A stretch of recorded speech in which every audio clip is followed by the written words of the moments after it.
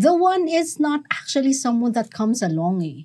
The one is someone that you choose. Ikaw ang nagde-decide na siya na yung the one. So, tanggalin na kasi natin yung very juvenile na tag na yan na siya na ba si the one. I don't think kasi there is the one. Oh my God. Oo. Hindi tayo ready sa real talk na ganito. Oo. Diba? Tayo mga Pilipino kasi parang conventional tayo na me the one for me. Kasi it gives us hope. Parang it gives the kilig factor to a relationship kapag tinag ka as the one. Siyempre, kunyari ikaw, meron kang boyfriend or merong naumaling sa'yo, tinawag kang the one. Kahit pa paano kinikilig ka eh, hearing it eh. Pero in real life, siguro coming from a person who's also in a decade-long relationship, the one is not actually someone that comes along eh. The one is someone that you choose. Ikaw ang nagde-decide na siya na yung the one. So, ang titignan mo lang na subjective reasoning ay yung sa'yo lang. Does this person makes you happy?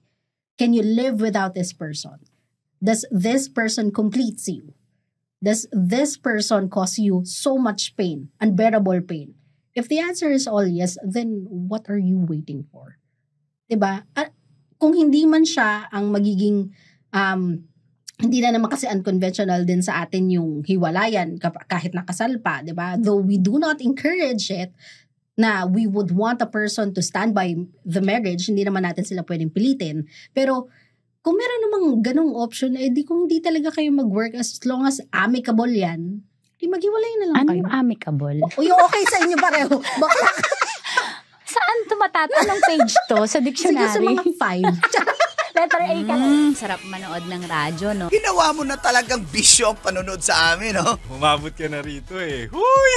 Kaya kung gusto mong tuloy-tuloy pa ang tawanan, iyakan at kiligan, aba, i-like mo na ang video na ito. at mag-comment ka na rin sa Bisyo. Hit mo na rin ang notification bell. Para updated ka sa mga kaganapan namin dito sa Love Radio. Kailangan pa bang i-memorize yan? Basic.